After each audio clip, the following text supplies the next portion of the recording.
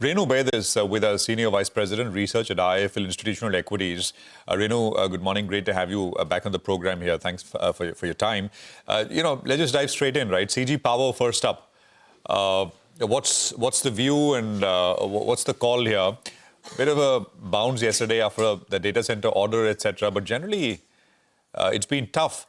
Last time we spoke, right? I think the one thing we perhaps did not address is this very sharp rise in the price of copper and how that is essentially going to impact margins across the board, not just for CG Power.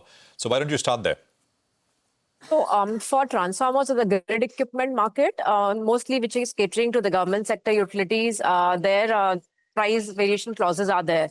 So inflation impact of copper CRGO is broadly captured in. Where it gets impacted is the short cycle industrial businesses where it is a function of demand supply dynamics and there is a lag in terms of taking price hike for LT motors and other products in the market. So to that extent, companies with varied exposures will have different impact. On the grid equipment side or transformer companies like CG Power, power equipment should be broadly covered for the cost inflation element of the business.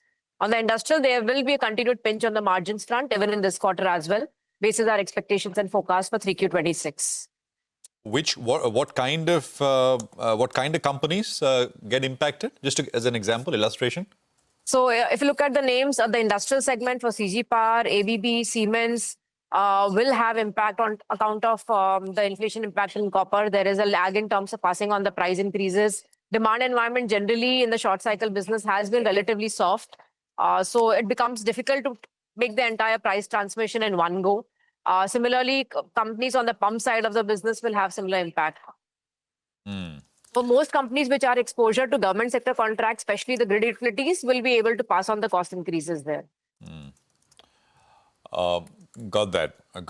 Yeah, how just CG as a business you cover the stock. Are valuations attractive now, Renu? What's the call? Valuations, I think after the recent correction, definitely is in a value zone. We think, though not absolutely cheap, but given the growth drivers which are there in place.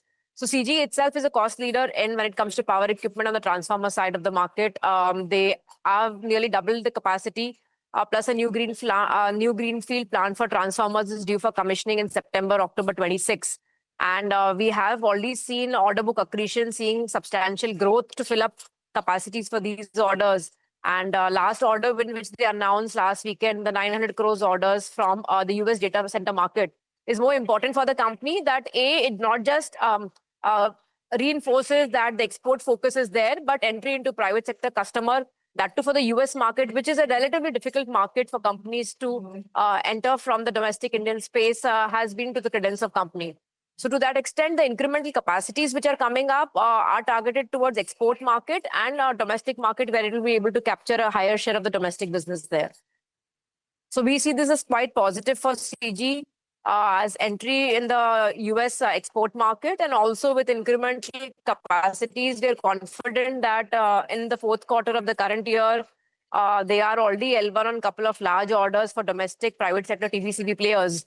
And order accretion for the power equipment business will remain fairly strong for them. Industrial is going through its own down cycle. It has bottomed out in our view, but growth would be subject to how the private sector investments or capex improves over the next couple of quarters. So there, both revenue growth as well as margins will continue to lag. And power segment, in our view, would be the key growth driver of the company, the way we have seen over the last 1.5 years.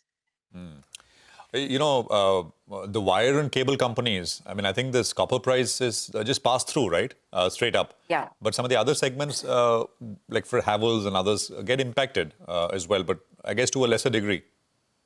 Right. So if you look at the FMEG market, cables and wires, over the years, the market has matured enough in the housing wires to pass on the price increase in LME copper prices on a fortnightly basis, and even at times on a weekly basis where prices are very sharp increase. And there we have seen channel upstocking being very strong, both in the results for Polycab as well as Havells, which came in the last 2 days. For other FMEG products which are facing, say, consumer products, say fans, where inflation impact is there, lighting, switchgear, there the market itself has been fairly weak. Consumer offtake is weak. There is increased competition.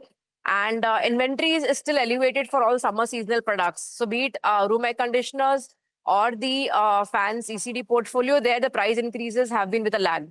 So the impact on the profitability or margins of these companies Havells, Crompton would be very clearly visible. It will take time, probably a quarter or two, till we see demand uptake coming back, and then the price increases would be passed on.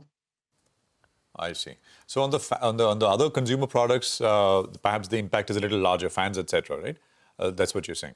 Right. Plus, there is a table change impact, rating change, which has come with effect from Jan 26 for both fans as well as air conditioners. This implies almost anywhere between 5 to 7% price increase.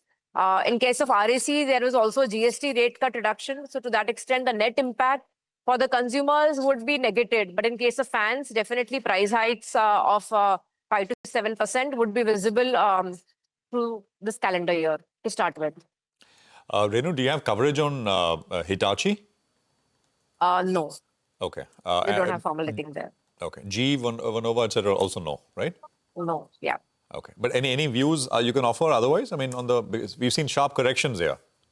Corrections have been there in the space because generally, if we see the grid equipment market had seen both the prices and margins had been very sharp uptick. Companies are in the phase of having cyclical high margins, price mismatches or the demand supply mismatches are very glaring.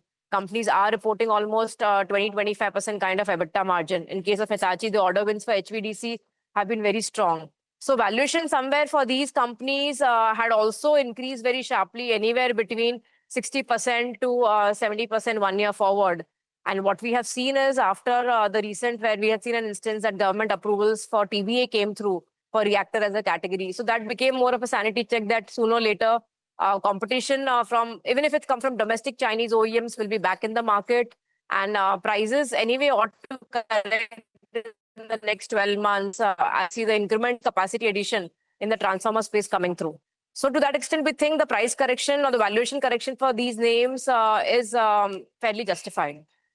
You know, there was this other thing which I think we've not really, but that's Jensen Huang of NVIDIA at that in Vegas at that conference, the big conference. He kind of outlined, he introduced this new product where he said that it could be. I mean, basically, data centers can be completely liquid cooled. So a lot of the equipment required, and I mean, it's not just these guys, but I guess a lot of other ancillary. But it'll take time to show up, right? I mean, there's lesser requirement of all of everything else if it's going to be completely liquid cooled. At least that's the claim which he made. But we yet to see, any impact of that on the Hitachi, GE, etc. globally listed as well. And I don't think we've had much impact. Perhaps we'll have to watch. Renu, you're also one of the few analysts who cover NetWeb. So again, a stock which has fallen sharply from the highs, a bit of recovery now after the good numbers. What's the view here? So here I would say NetWeb is very well positioned for the national AI mission projects that have come through. They have nearly 2,100 crores plus of orders, of which last quarter they already executed 450 crores worth of projects, because of which we saw revenue growth all being pretty strong, 800 crores of revenue for the quarter. So here I think the company has positioned itself very well in terms of domestic manufacturing and giving local solutions for AI data centers as well as for hypercomputing solutions. And when it comes to some of the sovereign infrastructure, they are at the front to claim their share of business. We expect almost 50 to 60% wallet share for them of the 10,000 crore opportunity on this sovereign AI infrastructure over the next 3 years. And next 2 quarters, we will see that kind of jump in execution. And hopefully after budget, some of the other orders which are due for awarding will see acceleration. So at least for this company, we are fairly confident that they should be able to grow 40 to 50% revenues on the base business. And given the localization content that they have and relationship with global partners, both NVIDIA for GPUs as well as other OEM partners here, they are better placed in terms of managing some of these supply chain disruptions that we have seen, be it for the memory chips or for the other components on the electronics value chain.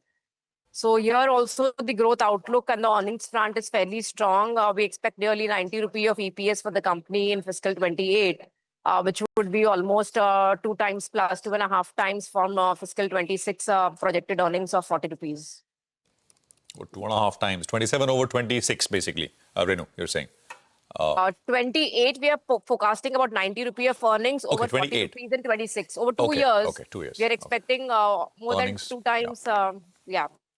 Okay. Earnings to double in 2 years. Got that. And I think we're now starting to look at FY28 estimates, right? I mean, in terms of valuations, etc.